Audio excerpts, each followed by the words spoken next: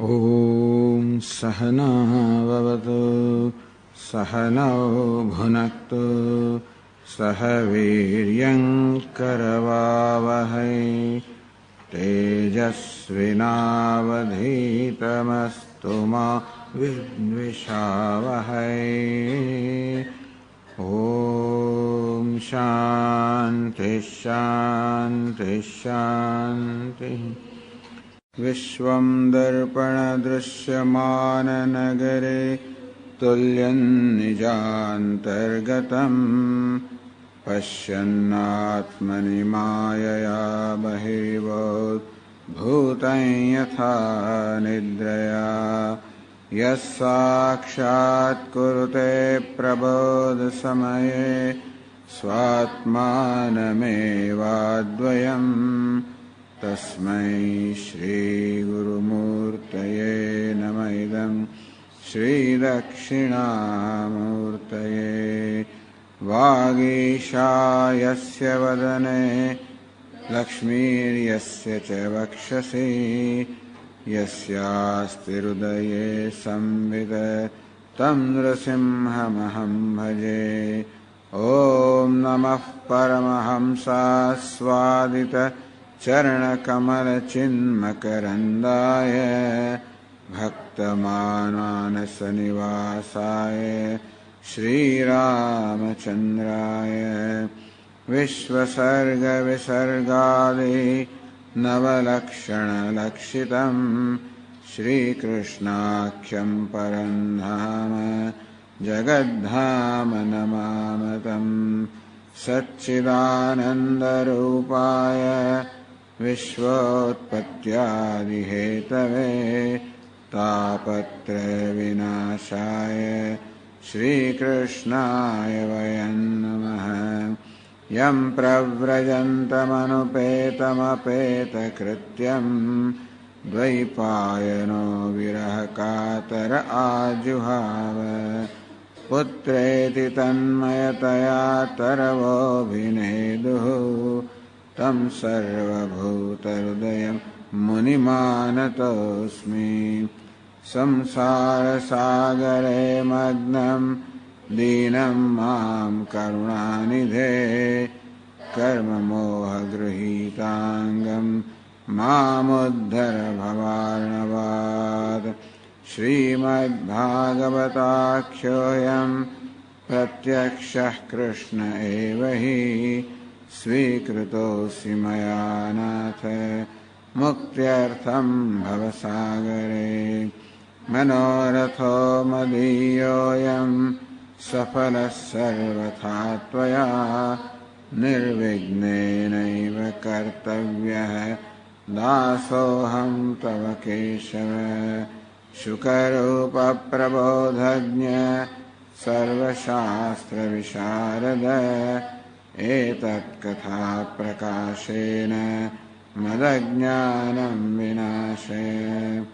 जन्माद्यस्य यतोऽन्वयादितरतश्चार्थेष्वभिघ्नस्वराट् तेने ब्रह्महृदाय आदिकवये मुह्यन्ति यत्सूरयः। तेजो वारिमृदां यथा विनिमयो यत्र त्रिसर्गो मृषा धाम्ना स्वेन सदा निरस्तकुहकं सत्यं परं धीमहि।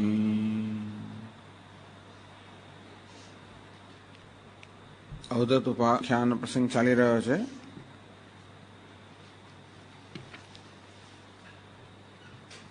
એની ભૂમિકા રૂપે ભગવાને કહ્યું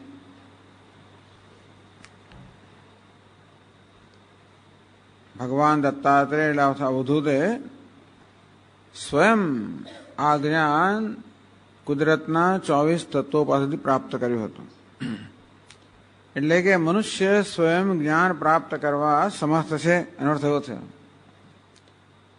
એટલે ભગવાન કહે હે ઉદ્ધવ સંસારમાં લોક તત્વ વિચક્ષણા સંસારમાં જે લોકો આ પ્રકારની વિચક્ષણતા નિપુણતા ધરાવે છે લોક તત્વ આ જગતનું શું તત્વ છે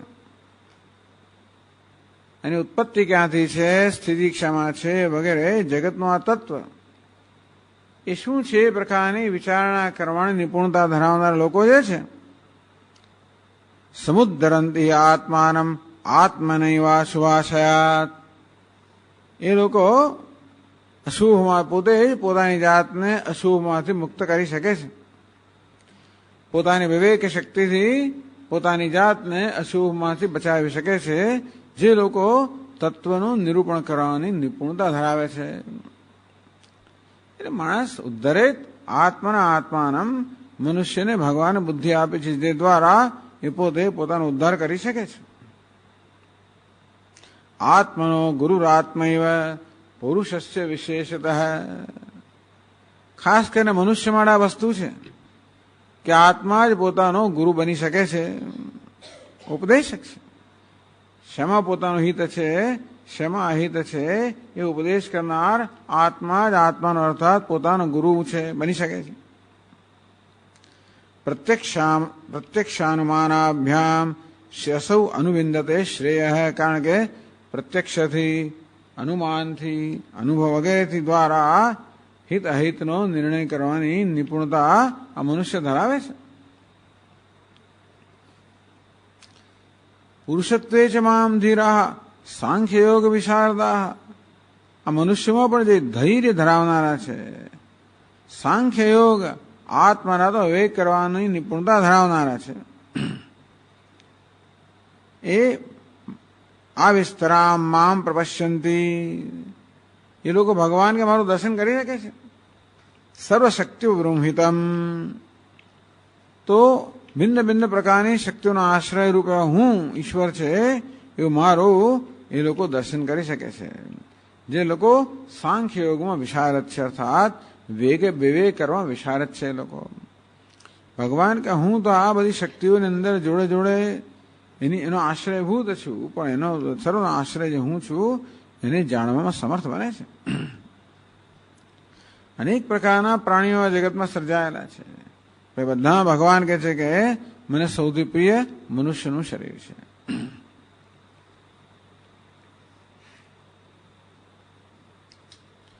મનુષ્ય અનુમાન કરી શકે છે અને અનુમાનથી જે અગ્રાહ્ય છે, ઇન્દ્રિયોથી જે ગ્રહણ ના થઈ શકે એવા તત્વોનું જ્ઞાન પ્રાપ્ત કરી શકે છે. ઇન્દ્રિયથી પ્રત્યક્ષનું જ્ઞાન પ્રાપ્ત કરી શકાય, પરંતુ પ્રત્યક્ષના જ્ઞાન દ્વારા જે ઇન્દ્રિયને ગોચર નથી એવા તત્વોનું જ્ઞાન પણ મનુષ્ય અનુમાન વગેરેથી પ્રાપ્ત કરી શકે છે. અને એ રીતે ભગવાન કે હું અનુમાનનો વિષય નથી, છતાં પણ હું જે ઈશ્વર છું એનો લોકો સાક્ષાત્કાર કરી શકે છે. કે જેવી રીતે આ ઇન્દ્રિયો જળ હોવા છતાં પણ ચેતનની જેમ પ્રવર્તમાન છે, બતાવે છે કે એમનો પ્રવર્તક ચેતન હોવો જોઈએ. આ દેહેન્દ્રિયાદિ સંઘાત છે એ સર્વનો વાસ્તવમાં એ બધાને ભેગા કરનાર, એની સંઘાત સંહતિ કરનાર, એનાથી ભિન્ન ચેતન હોવો જોઈએ. આ પ્રકારે ભગવાન કે લોકો મારો સાક્ષાત્કાર કરી શકે છે. આ વસ્તુ જણાવવા માટે ઇમમ અત્રાપી ઉદાહરણથી ઇમમ ઇતિહાસમ, આ વિષયમાં કેવી રીતે મનુષ્ય પોતાની બુદ્ધિથી શીખી શકે છે, જ્ઞાન પ્રાપ્ત કરી શકે છે.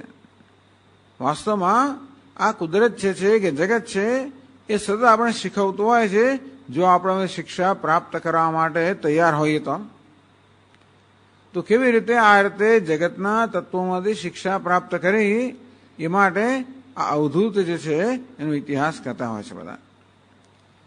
એક વાર યદુરાજાએ આ અવધૂત દત્તાત્રેયના દર્શન કર્યા. એ ત્રિકાળદર્શી દેખાતા હતા, યુવાન છે અને કોઈ પ્રકારના ભય વગર સર્વત્ર વિચરણ કરી રહ્યા છે.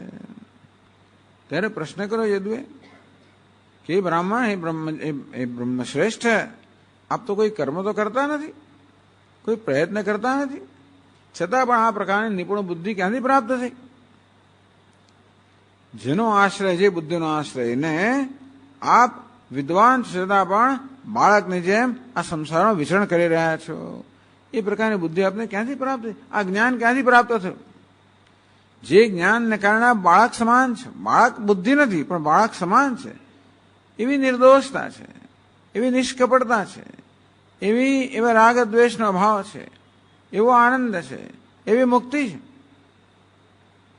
તો આ જે જ્ઞાનને કારણે આપ આવા છો એ આપણે ક્યાંથી પ્રાપ્ત કર્યું?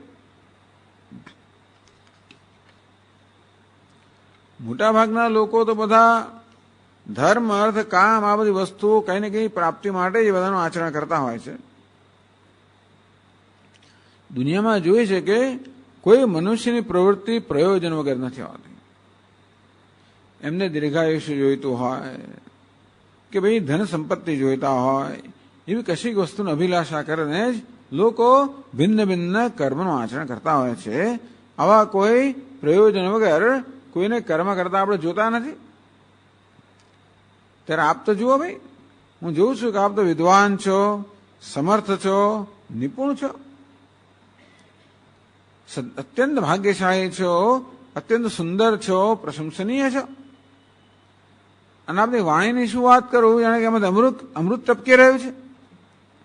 અને છતાંય આપ તો કંઈ કરતા પણ નથી, કશું ઈચ્છતા પણ નથી, અને જડ ઉન્મત્ત કે પિશાચની જેમ વિચરણ કરી રહ્યા છો. કશી વસ્તુ ઈચ્છતા પણ નથી, કશું કરતાય નથી. દુનિયાના બધા લોકો તો આ કામ ક્રોધ વગેરેના અગ્નિથી જ્વલી રહ્યા છે, બળી રહ્યા છે સંસારના રૂપી જંગલની અંદર. આપ તો આ સંસારમાં વિચરણ કરતા હોવા છતાં પણ આ બધે મુક્ત છો. આ અગ્નિની જ્વાળાઓ આપની સમક્ષ આપણે શું પહોંચતી જ નથી.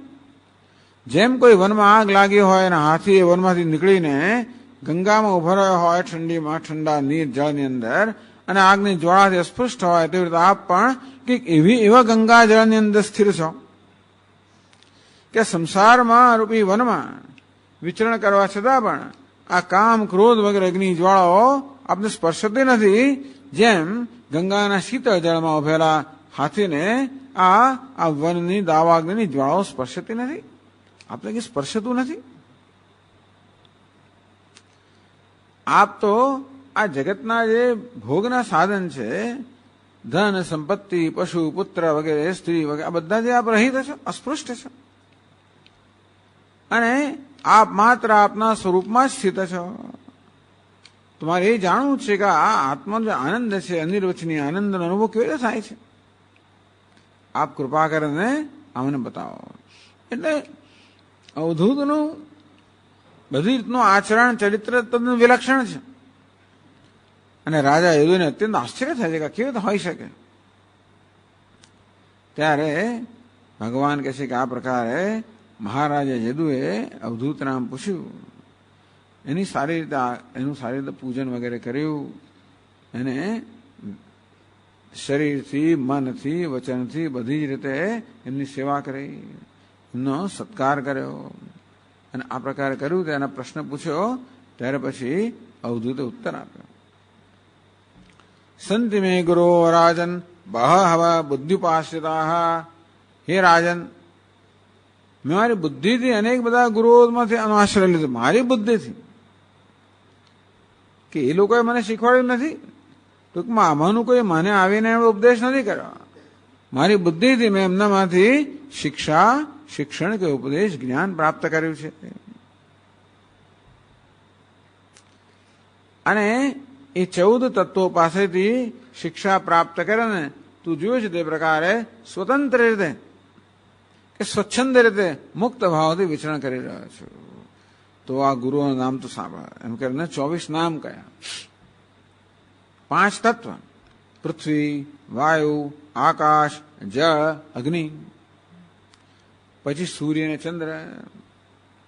આ પ્રકારે 5 મહાભૂત અને સૂર્યચંદ્ર આ કુદરતના તત્વની વાત કરી.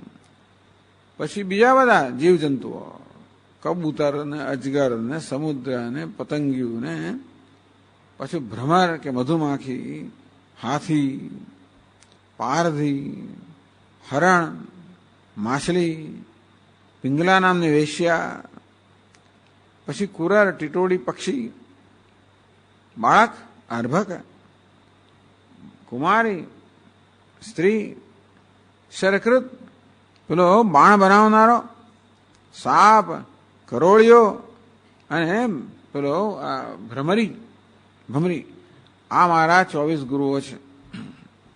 બધાની સામે આ બધા છે. પણ શિક્ષણ કોણે લીધું? દત્તાત્રેય લીધું. આ બધા આપણે રોજ જોઈએ છે, નથી જોતા? એતે મે ગુરુઓ રાજન ચતુર્વિંશતિરાશ્રિતા.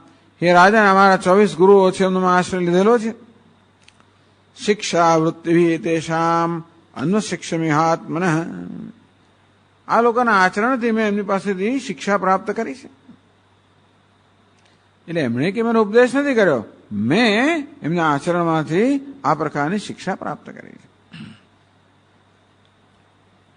જે પ્રકારે અમે જેની પાસેથી, જે ગુરુ પાસેથી જે પ્રકારની શિક્ષા પ્રાપ્ત કરી એ હું તને હવે કહું છું તે સાંભળ. પહેલા પૃથ્વીની વાત કરે છે, પછી વાયુ, આકાશ, જળ, અગ્નિ, ચંદ્રમા, સૂર્ય, જે ક્રમમાં કયા ને એ ક્રમમાં જ પછી એક પછી એક કહેશે. પહેલા પૃથ્વીની વાત કરે. ભૂત આક્રમ્યમાણોપી, કે જો ભાઈ આ પૃથ્વી પર કેટલું સતત આક્રમણ થાય છે. દેવ વશાનુગહી, લોકો પ્રારબ્ધ વશાત પૃથ્વી પર અનેક પ્રકારનું આક્રમણ કરતા હોય છે. કોઈ કૂવો ખોદે અને કોઈ ખાડો ખોદે, કોઈ કચરો નાખવાનો ખાડો ખોદે, કોઈ ખેતરમાં ખેતી કરે. બધી વસ્તુઓમાં પૃથ્વી પર તો સતત આક્રમણ થાય છે, જુલમ થાય છે. ટૂંકમાં લોકો પોતપોતાના કર્મ પ્રમાણે પૃથ્વી અનેક પ્રકારનું જુલમ કરતા હોય છે. ભૂત આક્રમ્યમાણોપી. પૃથ્વી કોઈ પ્રકારનો પ્રત્યાઘાત નથી દેખાડતી, પ્રતિકાર નથી કરતી, બધું સ્વીકારી લે છે અને સદા પોતાનો પ્રસન્ન છે. પૃથ્વી રડતી કકળ જેવો જુદી વાત છે. એવું છે ને કે ઘણી વાર બોલીએ નહીં પણ અંદરથી રડું કકળ કરીએ, એવું નહીં. પૃથ્વી તો પોતાના ધર્મમાં નિષ્ઠ છે, આ ક્ષમાના ધર્મમાં નિષ્ઠ છે. તો પૃથ્વી પાસે મેં આ પ્રકારનું શિક્ષણ ગ્રહણ કર્યું કે વિદ્વાને શું કરવું જોઈએ. દેવશાનુગૈ ભૂત આક્રમ્યમાણોપી. દુનિયામાં લોકો બધા આપણા પર આક્રમણ કરતા હોય છે. પોતપોતાના પ્રારબ્ધને કારણે લોકો આપણા પર આક્રમણ કરે. કોઈ આ કહી જાય, કોઈ પેલું કહી જાય, કોઈ આ કરી જાય, પેલું થવાનું જ છે બધો. ધીર વિદ્વાન એ જાણવું જોઈએ કે આ બધું લોકો પોતાના પ્રારબ્ધ પ્રમાણે કરી રહ્યા છે. પરવશ છે. ટૂંકમાં લોકો જે વર્તન કરે છે વર્તન કરવામાં એની સ્વતંત્રતા નથી. ભલે બહારથી આક્રમક દેખાતા હોય પણ અંદરથી પરવશ છે, એમનો સ્વભાવથી પરવશ છે, પ્રારબ્ધથી પરવશ છે અને તેથી આક્રમણ કરી રહ્યા છે. વિદ્વાન આ પ્રકારે જાણીને યોગીએ તો ન ચલે માર્ગાદ, એને પોતાના માર્ગથી ચલાયમાન ન થવું જોઈએ. પોતાના સદગુણોથી, ક્ષમા વગેરે પોતાના સદગુણોથી ચલાયમાન ન થવું જોઈએ. અને પોતાનો માર્ગ તો કે આત્મનિષ્ઠાનો માર્ગ, જે માર્ગ પોતે પસંદ કર્યો હોય, ઈશ્વરની આરાધનાનો માર્ગ, જ્ઞાનનો માર્ગ, યોગનો માર્ગ જે પસંદ કર્યો. જો આપણે આ દુનિયામાંથી જે બધા આક્રમણો થાય એનો સામનો કરવા જઈએ અને સરખું કરવા જઈએ તો આખી જિંદગી એમાં જ જતી રહે. માટે આવ્યા કરે. આગમા પાયને અનિત્યા તામ સ્થિતિ ક્ષસ્વ ભારત. આ બધું આવનારું જનારું છે અને અનિત્ય છે. માટે હે અર્જુન એ બધાને સહી લે અને એમને એમના રસ્તે આવવાને જવા દે. તું તારામાં નિષ્ઠ રહે, તારે જે કરવાનું છે તું કર્યા કરે, નહીં તો તારા માર્ગ ચલાયમાન થયા જ કરીશ. એનો સામનો કરવા માટે, પ્રતિકાર કરવા માટે તો આખી જિંદગી એમાં પસાર થાય. ક્ષમા નામનો ગુણ કે ચાલો ક્ષમા એ આપણી બેસ્ટ પોલિસી જ છે આપણે પોતાને જ માટે. આ ગુણો એમાં કોઈ બીજા પર ઉપકાર નથી કરવાનો, પણ એમ કરવાથી આપણે આપણા પોતાના માર્ગ પર નિષ્ઠ રહી શકીએ.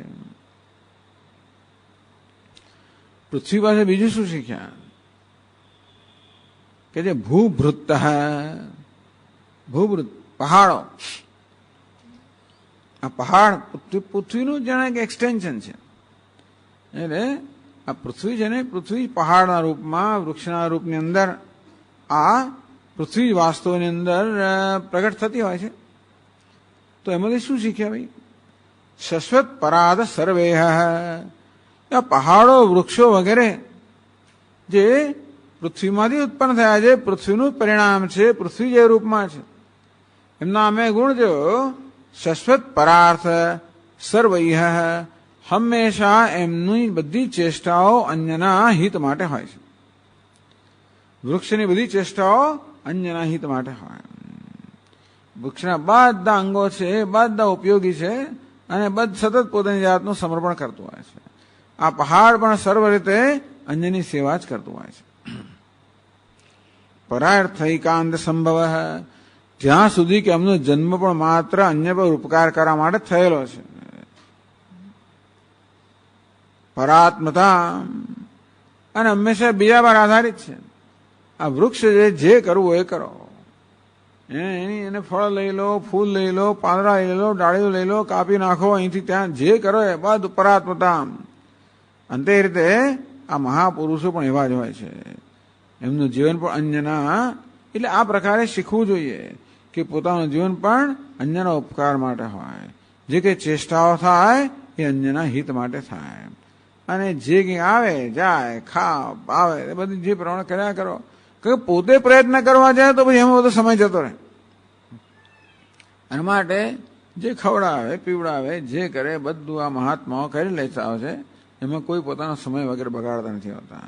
સાધુ શિક્ષેત ભૂભૃત નગ શિષ્ય આ પ્રકાર પહાડના શિષ્ય બનીને કે વૃક્ષના શિષ્ય બનીને સાધુએ આ પ્રકારની શિક્ષા ગ્રહણ કરવી જોઈએ કે બસ પોતાનું જીવન અન્યના હિત માટે સતત એનું આચરણ કરવું જોઈએ. તો પૃથ્વી પાસેથી આ બે, એક તો ક્ષમા અને બીજું પરોપકાર. હવે વસ્તુ હું પૃથ્વી પાસેથી શીખ્યો. તો પૃથ્વી વાયુ, આ વાયુ પાસે બે શિક્ષણ, બે પ્રકારના વાયુ છે. દેહની અંદરનો વાયુ અને બહારનો વાયુ. પ્રાણવૃત્યૈવ સંતુષ્યેત મુનિ નૈવેન્દ્રિય પ્રિય. આ દેહમાં જે વાયુ છે, પ્રાણ છે, એમાંથી શું શિક્ષણ લીધું? પ્રાણવૃત્યૈવ સંતુષ્યેત મુનિ નૈવ ઇન્દ્રિય પ્રિય. આ પ્રાણ અને ઇન્દ્રિયના કોઈ વિષયો માટે આસક્તિ નથી.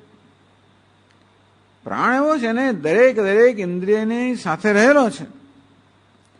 દરેક ઇન્દ્રિયને ચેતનતા પ્રદાન કરનાર છે, શક્તિ પ્રદાન કરનાર છે. પરંતુ પ્રાણની પોતાની કોઈ જરૂરિયાતો નથી. પ્રાણની જરૂરિયાત નથી કે અમુક પ્રકારનું ભોજન એને મારે જીવવું છે, બસ.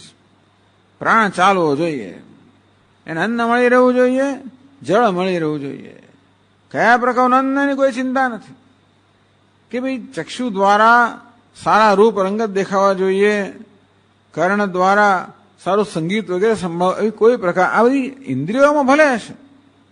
આ પ્રત્યેક ઇન્દ્રિયની અંદર એ તો ઉપનિષદમાં પણ કહેવામાં આવ્યું, છાંદોગ્યમાં પણ કહેવામાં આવ્યું કેવી રીતે ઇન્દ્રિયોમાં આસક્તિ રહેલી હોવાને કારણે અસુરોએ કેવું આક્રમણ કર્યું. અને તેથી આ ચક્ષુર ઇન્દ્રિય છે ને સારી વસ્તુ જોઈએ અને ખરાબ પણ જોઈએ. આ કાન સારું સાંભળે અને ખરાબ પણ સાંભળે. જીભ સારું બોલે, ખરાબ પણ બોલે. એટલે એટલા માટે આ અસુરો બધી ઇન્દ્રિયોને મલિન કરવામાં, એમને પોતાના ધ્યેયથી ચલાયમાન કરવામાં સફળ બને. દેવતાઓ ઈચ્છતા હતા કે ઇન્દ્રિયો અમારા માટે આહુતિ આપે, પણ ઇન્દ્રિયો તો બંને પ્રકારની આહુતિ આપી.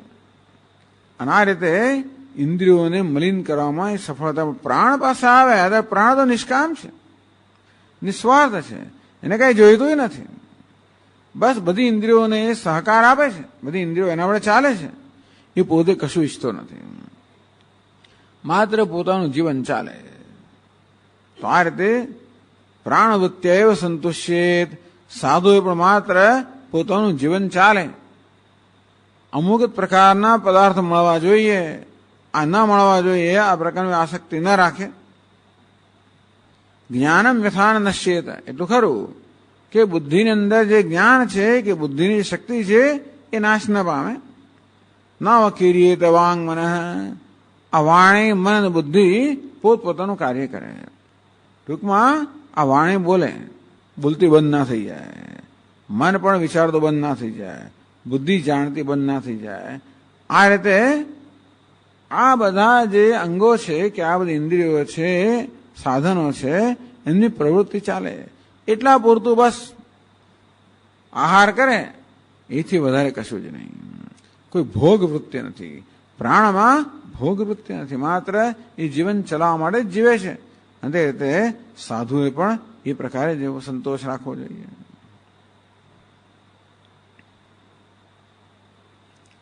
પછી બહારનો વાયુ કેવો છે? અંદરના વાયુમાંથી શિક્ષા લીધી. બહારના વાયુમાંથી શું શિક્ષા લીધી? વિશેષુ આવિશન્યોગી નાના ધર્મેશુ સર્વતઃ. વાયુ તો બધી જગ્યાએ જાય છે. આ વિશન બધે પ્રવેશ કરે.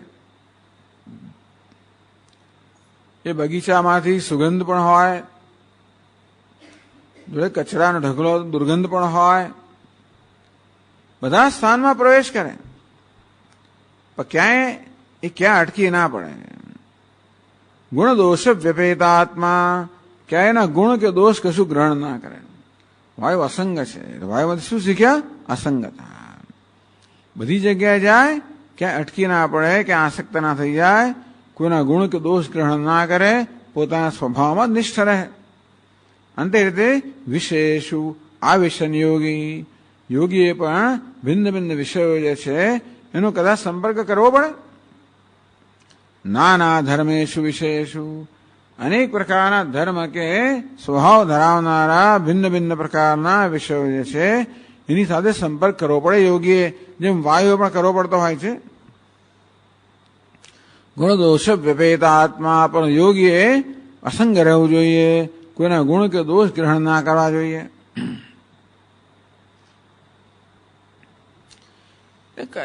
કશાથી પ્રભાવિત ના થવું જોઈએ.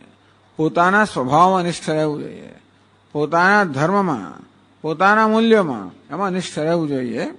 બાકી કશી જગ્યાએથી ક્યાંય પણ આસક્ત ના થવું જોઈએ, પ્રભાવિત પણ ના થવું જોઈએ, આસક્ત ના થવું જોઈએ. આ બહારના વાયુમાંથી શીખવામાં આવ્યું.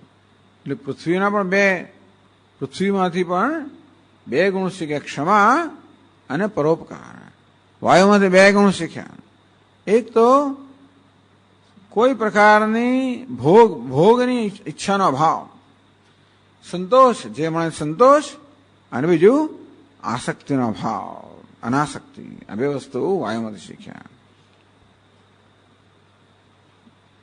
પછી વાયુમાંથી ત્રીજોમાંથી શીખ્યા. 41મા શ્લોક મેં બતાવ્યું 79મા પાના પર. પાર્થિવેશ્વ દેહેશુ પ્રવિષ્ટસ્તદ ગુણાશ્રય ગુણૈન યુજ્યતે યોગી ગંધૈર્વાયુર્વાત્મધૃક. આ વાયુ છે ને એ પૃથ્વીનો ગુણ છે, ગંધ છે, એનું વહન કરતો હોય છે. વાયુ ગંધનું વહન કરે, પણ સ્વયં એ ગંધથી પ્રભાવિત ના થાય.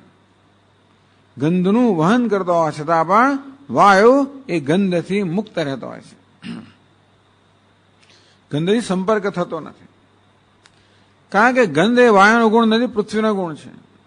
તો પૃથ્વીના કણો જે છે વાયુનું વહન કરતો હોય, એટલે વાયુ ગંધ વહન કરતો હોય છે. તો કોઈ રીતે એનાથી એનો સંપર્ક હોતો નથી, પ્રભાવિત થતો નથી, અસંગ રહેતો હોય છે.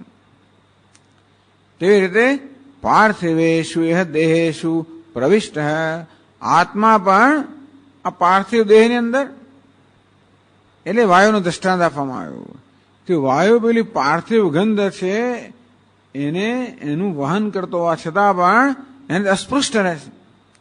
અંતે આત્મા પણ આ પાર્થિવ દેહ, પૃથ્વીમાંથી બનેલા દેહ છે, એમાં પ્રવેશ કરતો હોય છે ને. પાર્થિવેશ્વ દેહેશુ પ્રવિષ્ટ તત્સૃષ્ટવા તદેવાનુપ્રાવિશત. આ બધા દેહો સર્જન કરીને આત્માએ બધા પાર્થિવ દેહમાં પ્રવેશ કર્યો. તદગુણાશ્રય, અને આ દેહના બધા ધર્મો છે એનું વહન આત્માએ કરવું પડે. ભાઈ, દેહનો જન્મ થાય, મૃત્યુ થાય, એમાં જન્મ, મૃત્યુ, જરા, વ્યાધિ, ભૂખ, તરસ, આ બધા દેહના ધર્મો છે એનું વહન આત્મા કરે છે. ગુણૈન યુજ્યતે, પણ આત્મા ક્યારે પણ આ કશાથી સંયોજાતો નથી, એનો કોઈ સંપર્ક હોતો નથી. એ રીતે યોગીએ પણ જાણવું જોઈએ. ટૂંકમાં યોગી જેના આત્માનું જ્ઞાન છે એ જાણે છે કે હું આત્મા છું અને આ દેહના બધા ધર્મ, એના ગુણો, એના પરિવર્તનો સાથે મને કોઈ પ્રકારનો સંબંધ નથી. ભલે આ દેહનું વહન કરતો હોઉં, દેહના ધર્મનું વહન કરતો હોઉં, પણ છતાં નિર્લેપતા. તો વાયુમાં અસંગતા અને ગંધ સાથે નિર્લેપતા. વાયુમાં સંતોષ, અસંગતા અને નિર્લેપતા. આ યોગીએ પણ સંતોષ રાખવો જોઈએ, ભોગની ઈચ્છા ન રાખવી જોઈએ. ક્યાંય પણ પ્રારબ્ધ વશાત જે વસ્તુનો સંપર્ક કરવો પડે એનો સંપર્ક કરતા કરતા પણ અસંગ રહેવું જોઈએ અને આ દેહ વગેરેનું વહન કરવા છતાં પણ આ દેહથી નિર્લેપ રહેવું જોઈએ. આ વસ્તુ વાયુ પાસે શીખવામાં આવી. આકાશ, પૃથ્વી, વાયુ, આકાશ તો 42મા શ્લોકથી આગળ આપણે સમજાવે છે.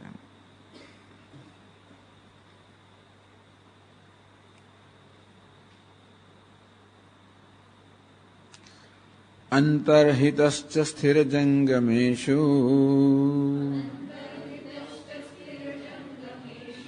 બ્રહ્માત્મભાવેન સમન્વયેન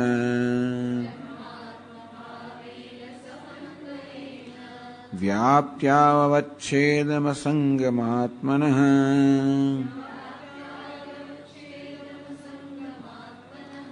મુનિર્નભસ્ત્વં વિતતસ્ય ભાવયેર.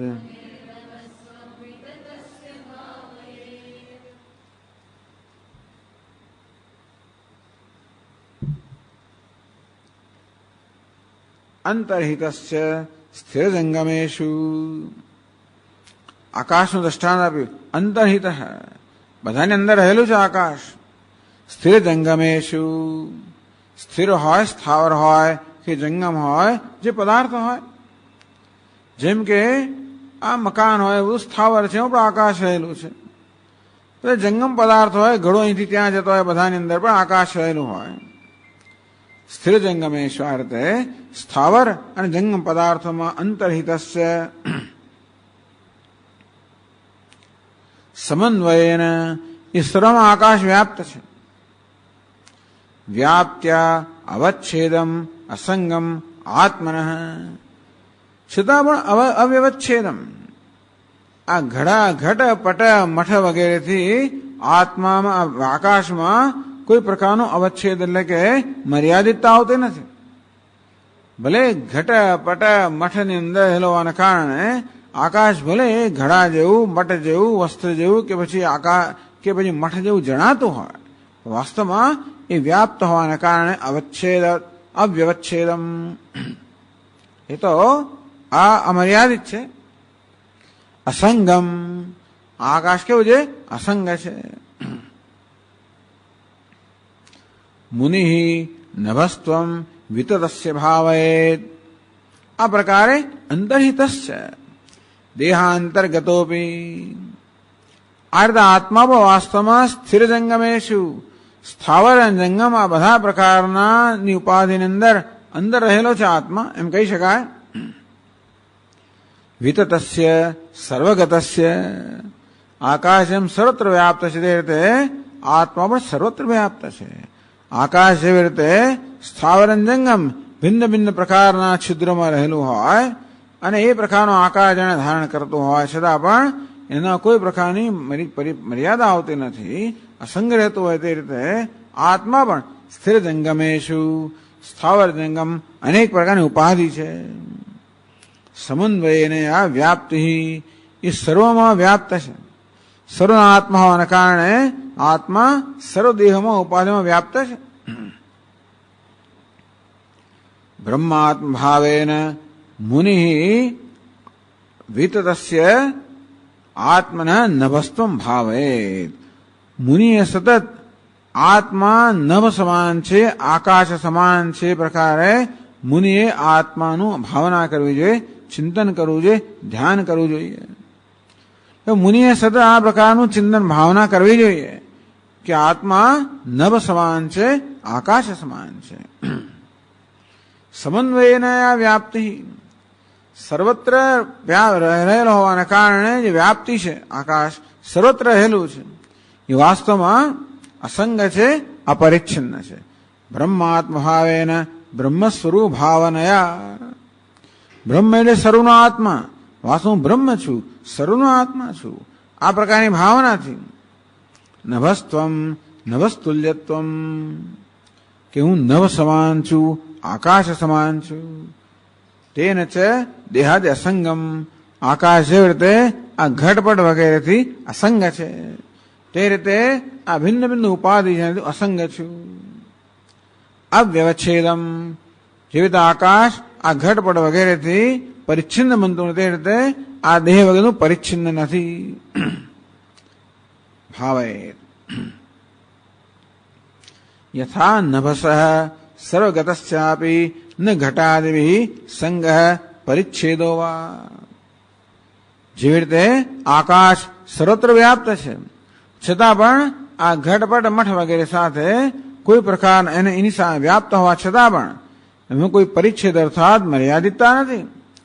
કોઈ સંગ એટલે કે આસક્તિ નથી, નિર્લેપ રહે છે, અસંગ રહે છે. એવું આત્મા બે પ્રકારે આત્મા પણ અનેક ઉપાધિમાં વ્યાપ્ત છે છતાં પણ અપરિચ્છિન્ન છે, અસંગ છે. એ પ્રકારે મુનિ ભાવે, આ પ્રકારે મુનિએ આત્માની આકાશ રૂપતાની ભાવના કરવી જોઈએ. આકાશમાંથી ટૂંકમાં આ ગુણ શીખવામાં આવ્યો. સર્વવ્યાપકતા, અપરિચ્છિન્નતા, અસંગતા. આકાશ સર્વવ્યાપી છે છતાં પણ અપરિચ્છિન્ન છે અને અસંગ છે. આત્મા પણ સ્થાવર જંગમ અસર ઉપાધિમાં વ્યાપ્ત હોવા છતાં પણ અપરિચ્છિન્ન છે, અસંગ છે અને વ્યાપક છે. આ વસ્તુ આકાશમાંથી શીખવામાં આવી.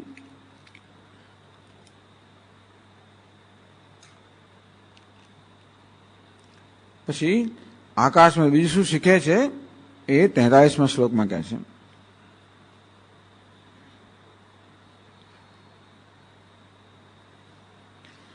તેજો બન્નમયૈર્ભાવૈર્મેઘાદ્યૈર્વાયુનેરિતૈઃ, તેજો બન્નમયૈર્ભાવૈર્મેઘાદ્યૈર્વાયુનેરિતૈઃ ન સ્પૃશ્યતે નભસ્તદ્વત્ કાલસૃષ્ટૈર્ગુણૈઃ પુમાન, કાલસૃષ્ટૈર્ગુણૈઃ પુમાન. આકાશ અસંગતા જ કહે છે. તેજ અબ અન્નમય ભાવૈ મેઘાદ્ય વાયુના ઈરિતૈ નભ ન સ્પૃશ્યતે. આ વાયુ અનેક વસ્તુ આકાશમાં લાવે. તેજ આકાશની અંદર સૂર્યનો પ્રકાશ હોય. અબ જળ, આકાશમાં જળની વર્ષા થતી હોય. અથવા એમ કહી શકાય કે આકાશમાં આગ પણ લાગે, જળની વર્ષા પણ થતી હોય. અન્નમય, વળી અન્ન એટલે પાક પણ થતો હોય. આ બધું આકાશમાં જ થાય છે. મેઘાદ્ય, વાયુના ઈરિતૈ, વળી વાયુ મેઘ વગેરે અનેક બધા પદાર્થોને લાવતો હોય, લઈ જતો હોય. ટૂંકમાં વાયુમાં આકાશમાં અનેક પ્રકારની ગતિ થતી હોય. વાયુને કારણે મેઘ આવે અને જાય, આગ લાગે, વરસાદ વરસે, અન્ન પણ હોય, અન્નનો પાક વગેરે થતું હોય. આ બધું આકાશમાં થતું હોય. ન સ્પૃશ્યતે, પણ આકાશ કશાથી એનાથી લેપાયમાન થતું નથી. તદ્વત કાળ સૃષ્ટિ ગુણૈ પુમાન, અને તે રીતે કાળેન સૃષ્ટિ ગુણૈ સત્વાદુન કાર્યૈ. આપણું શરીર પણ આ ત્રણનું બનેલું છે. છંદોગી ઉપનિષદ કહેવામાં આવ્યું તેજ અપ અનન્ન. આ દેહની અંદર પણ આ ત્રણ તત્વો છે. આ સ્થૂળ શરીર મુખ્યત્વે અન્નનું બનેલું છે. એમાં જળ છે અને અગ્નિ છે. આકાશ વાયુ પણ ખરા, પણ મુખ્યત્વે આ ત્રણ તત્વોમાંથી આપણો દેહ જેમ બનેલો છે કાલ સૃષ્ટિ, આ કાળ અર્થાત સમય કે કાળ વડે આ બધું સર્જન કરવામાં આવેલું છે.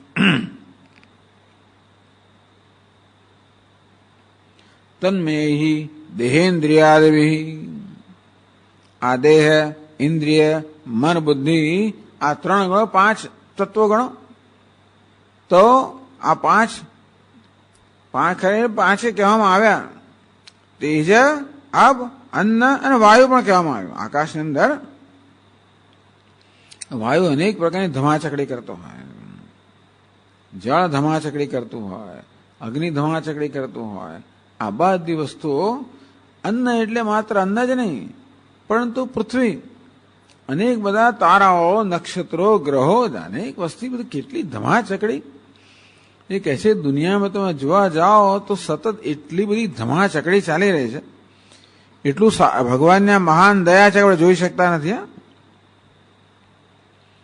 જે ચાલી જોઈ શકતા હોય તો ગાળા થઈ ગયા હતા આપણે, અથવા તો પેલું વર્ટિગો થાય છે ને. તમે એવી કલ્પના કરો કે આ જે ગતિથી પૃથ્વી દોડી રહી છે જોતા હોત આપણે, જે ગતિથી આ ગ્રહો દોડી રહ્યા જોતા હોત એ છોડો, પરંતુ આ દરેક જે આપણને પથ્થર બધી વસ્તુઓ એકદમ સ્થિર દેખાય છે, એમાં અનેક બધા અણુઓ છે ને પરમાણુઓ છે, એમાં પેલા વીજાણુઓ છે, બધા ઇલેક્ટ્રોન્સ, પ્રોટોન્સ, ન્યુટ્રોન, આ જે ગતિ કરી રહ્યા છે એ જો આપણે જોઈ શકતા હોત તો આપણે સ્થિર રહી શકતા ન હોત, ચક્કર ફરતું હોત. એટલી બધી ગતિ ચાલી રહી છે એની કોઈ કલ્પના જ નથી. પણ એક ગ્લાસ પીએ આપણે તો અબજો બધા અણુ અંદર આવતા હોય છે. આ એક શ્વાસ લઈએ એમાં એ દરેક અણુમાં પેલા બધા ઇલેક્ટ્રોન વગેરે જે ઘૂમી રહ્યા છે એ દેખાતો તો શું થાય આપણને. ટૂંકમાં ભગવાને આપણા પર ઘણો ઉપકાર કર્યો છે કે બધી વસ્તુ દેખાતી નથી. ઉપકાર કર્યો કે આપણે પૂર્વજન્મનું સ્મરણ નથી. ઉપકાર કર્યો ઘણી વસ્તુ આપણે ભૂલી જઈએ છીએ. બડો ઉપકાર છે, નહીં તો ગાઢ હાથ થઈ ગયા હોત. આ જન્મનું સ્મરણ કરીને આપણે કઈ ડાયા રહ્યા નથી. તો વિચાર કરો પૂર્વજન્મનું સ્મરણ હોત તો શું થઈ ગયું હોત. ખરેખર પણ આટલી ધમાચકડી આકાશમાં ચાલી રહી છે. આકાશ એટલે શક્તિ સ્વરૂપ જ છે. ભલે આપણને આ બધું પોલમપોલ દેખાતું હોય, દરેક ટૂંકમાં આ બધા અણુ પરમાણુ તો વ્યાપ્ત જ છે બધે. અંતેથી એમાં તો કેટલા પ્રકારની ગતિ ચાલી રહી છે એની કોઈ કલ્પના બહારની વસ્તુ છે. આ બધી ધમાચકડી આકાશમાં ચાલી રહી છે. આકાશ કેવું છે? પોતાના સ્વરૂપમાં નિષ્ઠ, બધાથી નિર્લેપ, આ બધાને આધાર આપનાર. યથાકાશ સ્થિતો વાયુ, યથાકાશ સ્થિતો નિત્યમ વાયુ સર્વગત પુમાન, સર્વગત સર્વત્ર ગો મહાન. બરાબર છે. વાયુ સર્વત્ર ગહ અને મહાન. આકાશમાં રહેલો વાયુ સતત ઘુમાઘુમ કરતો હોય, ધમાચકડી મચાવતો હોય. પણ આકાશ કેવું? બધાનો આધાર આપનાર, બધી ગતિનો આધાર આપનાર આકાશ કેવું છે? ગતિરહિત. અને વળી અનેક પ્રકારના પરિવર્તન થઈ રહ્યા છે. બધાને આધાર આપનાર આકાશ પરિવર્તન રહિત. બસ આ પ્રકારે પુમાન કાલ સૃષ્ટિ ગુણૈ, પુમાન જીવોપી ન સ્પૃશ્યતે. યાદ રાખવું છે કે આત્મા કે જીવાત્મા પણ આ દેહ, ઇન્દ્રિય, મન, બુદ્ધિ જે ખરેખર આ પંચમહાભૂતમાંથી સર્જાયેલા છે. વાયુ અનેક વસ્તુ લાવે તેવી રીતે પ્રારબ્ધ પણ છે ને અનેક જાતના દેહો લઈ આવતો હોય છે. વાયુ જેમ વાદળો લઈ આવે તેવી રીતે આત્મામાં આ પ્રારબ્ધ પણ જાતના દેહો લઈ આવે, લાવે ને લઈ જાય. આ બધું ચાલી રહ્યું છે. આ બધો ખેલ ચાલે છે આત્માની અંદર. આકાશ જેવી રીતે અસ્પૃષ્ટ છે તેવી રીતે આત્મા અસ્પૃષ્ટ છે. આ પ્રકારે યોગીએ જાણવું જોઈએ. આમ આકાશમાંથી એક તો વ્યાપકતા, અસંગતા, નિર્લેપતા, આ ગુણો આકાશમાંથી શીખવામાં આવ્યા. કાળ સૃષ્ટિ ગુણ, કાલનો અર્થ એમ પણ કહી શકાય કે ભૂત, વર્તમાન, ભવિષ્ય. એને કારણે આ બધા જે પંચમા ભૂત છે એમાં અનેક પ્રકારના પરિવર્તનો થયા કરે. આ બધા પ્રકારનો ખેલનો આધાર હોવા છતાં પણ આત્મ બધાથી અસ્પૃષ્ટ છે. આ પ્રકારે યોગીએ ચિંતન કરવું જોઈએ, જાણવું જોઈએ.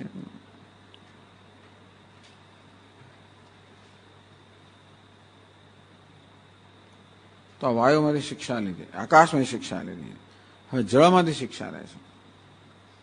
44મા શ્લોકમાં કહે છે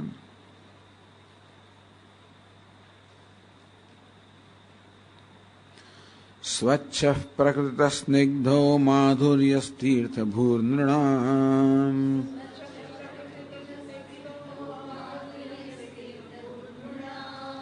મુનિઃ પુનાત્યપામ મિત્રમીક્ષોપસ્પર્શ કીર્તનૈઃ મુનિઃ પુનાત્યપામ મિત્રમીક્ષોપસ્પર્શ કીર્તનૈઃ. ભાષા જ આખી વિચિત્ર છે, વ્યાકરણ વિચિત્ર છે, બધું વિચિત્ર જ છે આમાં. ટૂંકમાં એટલે આ બધી વસ્તુઓ આપણને આમ કંઈક બહુ મધુર નથી જણાતા. આ બધા શ્લોકો એનું ઉચ્ચારણ કહો કે આ બધી વસ્તુ આમ કંઈક બહુ શું કહેવાય, થોડું ક્લિષ્ટ બધું છે. એક તો એનો બધા અન્વય ને બધી વસ્તુઓ, વ્યાકરણ બહુ ક્લિષ્ટ, સમાસો બધું બહુ અત્યંત વિચિત્ર વિચિત્ર સમાસો છે. બધા ટીકાકારોનો કંઈ સમજ પડે એવા છે જ ને આ સમાસો, જાત જાતના સમાસો છે. હવે સાચા હશે જ બધા વ્યાકરણ દ્રષ્ટિ માની લઈએ આપણે, પણ ઈક્ષોપસ્પર્શ કીર્તનૈઃ અપામ મિત્રમ, જે કરવા હોય અને અનેક પ્રકારથી જે કરવા હોય કરે, પણ ખરું વિશ્વ તો મુખત્વ મળશે બધું. તો આ જળના ગુણ કહેવામાં આવ્યા. સ્વચ્છ નિર્મલ પ્રકૃતિત સ્વભાવત. જળ કેવું છે? સ્વભાવથી નિર્મળ છે. એમાં કચરો આવે ખરો, એને કારણે જળ કદાચ કચરાળું જણાય, પણ છેવટે કચરો બેસી જતો હોય છે. જળ પોતાની સ્વાભાવિક નિર્મળતા પ્રાપ્ત કરતું હોય છે. આમ જળ પ્રકૃતિ સ્વચ્છ. તો જળ તો સ્વચ્છ કહેવું જોઈએ, પણ એટલે આ તો યોગીની વાત કરવામાં આવી. પણ જળમાંથી આ પ્રકારના ગુણો યોગી ગ્રહણ કરે કે જળ સ્વભાવથી સ્વચ્છ છે, નિર્મળ છે, સ્નિગ્ધ છે, ચીકણું છે. એટલે જગતમાં જે કે સ્નિગ્ધતા છે, સ્નિગ્ધ એટલે સ્નેહ. જળમાં સ્વચ્છતા છે, સ્નેહ પણ છે. સ્નેહ કોને? જે વસ્તુને ચીટકાડી રાખે, ચીકણાપણું. એટલે ઘીમાં, તેલમાં, કશાયમાં જે ચીકણાપણું હોય જળને કારણે છે, એવું આપણે માનવું પડે. એટલે આ ચીકણાપણું, જે સ્નિગ્ધતા છે, એ જળનો ગુણ છે. માધુર્ય, જળનો સ્વભાવ મધુર છે, સ્વાદમાં મધુર છે, સ્વભાવથી સ્વચ્છ છે, વળી સ્નિગ્ધ છે, વળી પછી સ્વાદમાં મધુર છે. તીર્થભૂ પાવિત્ર સ્થાનમ, પવિત્ર કરનારું છે. આ જળ છે ને પવિત્ર કરનારું છે, તો આપણે જાણીએ છીએ. સ્વચ્છ કરનારું છે, આપણા દેહને, વસ્ત્રોને, બધી વસ્તુને સ્વચ્છ કરનારું છે. તદુપરાંત ઈક્ષ ઉપસ્પર્શ કીર્તનૈઃ. ઈક્ષ એટલે દર્શન, ઉપસ્પર્શ એટલે સ્પર્શ, અને કીર્તન. આ કરવાથી જળ જે છે એ તીર્થભૂ નૃણામ, મનુષ્યને પવિત્ર કરનાર છે. એ ગંગા હોય, યમુના હોય, કે પછી સરયુ હોય, આ બધી નદીઓ જે છે એટલે એનું બહુ મહાત્મ્ય છે. સરયુ એટલે તો રામચરિત માનસમાં આપણે જોઈએ તો પછી સરયુનું એટલું જ મહાત્મ્ય છે. ગંગા જ્ઞાનીઓ માટે, યમુના ભક્તો માટે, સરયુ રામજીના ભક્તો માટે, નર્મદા યોગીઓ માટે. ઈક્ષ દર્શન માત્રથી, સ્પર્શનથી, સ્નાન વગેરે કરવાથી, કીર્તન માત્ર કીર્તન કરવાથી. એટલે ગંગા લહેરી તો બહુ મોટી રચના કરવામાં આવી કે ગંગા એ ગંગ બોલો તોય તો પવિત્ર થઈ જાવ. ગંગા આખું ના બોલો, માત્ર ગંગ બોલો તોય પવિત્ર થઈ જવાય. આમ ગંગાના નામ માત્રથી પવિત્ર કરી દે. એટલે કે ગંગા સ્નાનથી, યમુના પાનથી, નર્મદા દર્શનથી અને તાપી સ્મરણથી. ગંગા સ્નાનથી પવિત્ર કરે, યમુના પાનથી પવિત્ર કરે, નર્મદા દર્શનથી પવિત્ર કરે, તો તાપી વાળા કે સ્મરણથી જ પવિત્ર કરે. એટલે આવી રીતે નદીઓ ઉપસ્પર્શ અને કીર્તન. આજે આ પવિત્ર જળ જે છે મનુષ્યને પવિત્ર કરનારું છે. આ જળના આટલા ગુણો કયા. અને કોઈ પણ તીર્થમાં તમે જોજો હંમેશા જળ તો હોવું જોઈએ સામાન્ય રીતે. ક્યાં તો કોઈ તળાવ હોવું જોઈએ, નદી હોવી જોઈએ, સરોવર હોવું જોઈએ, કુંડ હોવો જોઈએ, તો જ વ્યવસ્થિત તીર્થ તો જ પવિત્ર સ્થાન બને છે. અને તેવી રીતે કાંઈ તીર્થ બહુ આ જળ જે છે એ પવિત્ર કરનારું છે. એને કારણે તીર્થ તીર્થ કહેવાતું હોય છે. તો નૃણામ તીર્થભૂ આ રીતે મુનિએ પણ કેવો હોવું જોઈએ. મુનિ પુનાતિ, જેમ જળ પવિત્ર કરે તેમ મુનિ પણ પવિત્ર કરે. સ્વચ્છ પ્રકૃતિત નિર્મલ સ્વભાવત. આ મુનિએ સ્વભાવથી જળમાંથી કઈ શિક્ષા પ્રાપ્ત કરવી છે? સ્વભાવથી નિર્મળ હોવું જોઈએ. મલિનતા કદાચ જળમાં આવે તો પણ એ કેવી છે? આગંતુક છે, સ્વાભાવિક નથી. અને તે રીતે મુનિએ પણ સ્વભાવથી નિર્મળ હોવું જોઈએ. આમ જોવા જઈએ તો આપણું અંતઃકરણ પણ સ્વભાવથી નિર્મળ જ છે. રાગ દ્વેષ વગેરે મલિનતા આગંતુક છે, પણ જેવી રીતે સ્વભાવથી તેવી રીતે આ ચિત્ત અંતઃકરણ પણ મુનિનું સ્વભાવથી નિર્મળ હોવું જોઈએ. સ્નિગ્ધ જનેશુ સ્નેહ ઉપકારક. જળ ચિકનમાં ચિકાશ છે તો મુનિમાં સ્નેહ હોવો જોઈએ. એટલે જનેશુ સ્નેહેન ઉપકારક. હંમેશા લોકો પ્રત્યે સ્નેહ રાખવો જોઈએ અને સ્નેહને કારણે ઉપકારક હોવું જોઈએ. મુનિના ગુણથી નિર્મળ હોવું જોઈએ, સ્નેહથી ઉપકારક હોવું જોઈએ. માધુર્ય જળમાં મધુરતા છે, મુનિમાં મધુરતા હોય. મધુરાલાપી એને એની વાણી મધુર હોવી જોઈએ. તો જળમાંથી મુનિ આટલા ગુણ ગ્રહણ કરવા જોઈએ. સ્વભાવથી નિર્મળ હોવું જોઈએ, સ્નેહથી અન્ય પર ઉપકાર કરવો જોઈએ, સર્વ પ્રત્યે સ્નેહ દાખવવો જોઈએ. જો જોડે જળમાં માધુર્ય છે તેવી રીતે આપણી વાણી પણ એકદમ પવિત્ર અથવા મધુર હોવી જોઈએ. નૃણામ તીર્થભૂ જળ જેવી રીતે દર્શનથી, સ્પર્શથી, કીર્તનથી પવિત્ર કરે તેવી રીતે મુનિએ પણ પોતાના દર્શનથી, સ્પર્શથી, કીર્તનથી, એટલે લોકો આ મુનિના દર્શનથી, સ્પર્શથી, કીર્તનથી પવિત્ર થવા જોઈએ. અપામ મિત્રમ, પાછો આ મુનિ કેવો છે? અપામ મિત્રમ એટલે ઉદક તુલ્ય. ટૂંકમાં એને પણ જળ સમાન હોવું જોઈએ. અપામ મિત્ર એવો પણ અર્થ કર્યો કે જળનો મિત્ર હોવો જોઈએ. ગંગા પર, યમુના પર, સરયુમાં વિચરણ કરતા હોવો જોઈએ. મુનિએ કેવો હોવું જોઈએ?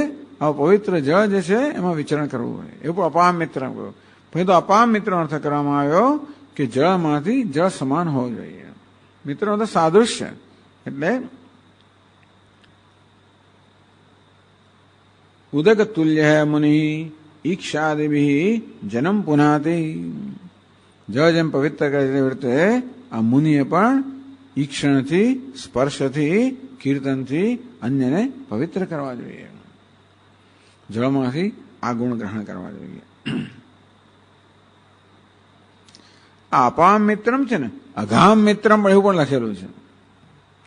ઇતિ પાઠેતુ પાપાત સખાયમ પુનાતિ ઇત્યર્થ. ટૂંકમાં અઘામ મિત્રમ તો એની મિત્રતા કરવાને કારણે એ પાપમાંથી પવિત્ર કરે છે. આ મુનિ પણ મિત્રતા કરવાને કારણે પાપથી પવિત્ર કરે છે. એ પ્રકારનું પણ એનો અર્થ કરવો જોઈએ.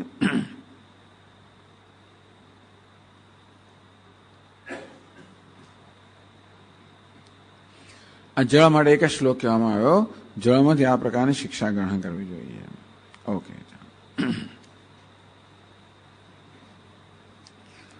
ઓમ પૂર્ણમદઃ પૂર્ણમિદં પૂર્ણાત પૂર્ણમુદચ્યતે પૂર્ણસ્ય પૂર્ણમાદાય પૂર્ણમેવાવશિષ્યતે. ઓમ શાંતિ શાંતિ શાંતિ. સચ્ચિદાનંદરૂપાય વિશ્વોત્પત્યાદિહેતવે તાપત્રય વિનાશાય શ્રીકૃષ્ણાય વયં નમઃ. જન્માદ્યસ્ય યતોऽન્વયાદિતરતઃ ચાર્થેष्वभिघ्नस्वराट् तेने ब्रह्महृदाय आदिकवये मुह्यन्ति यत्सूरयः. तेजो वारिमृदां यथा विनिमयो यत्र त्रिसर्गो मृषा धाम्ना स्वेन सदा निरस्तकुहकं सत्यं परं धीमहि. ओम शांति शांति शांति. हरि ओम. श्री गुरुभ्यो नमः. हरि ओम.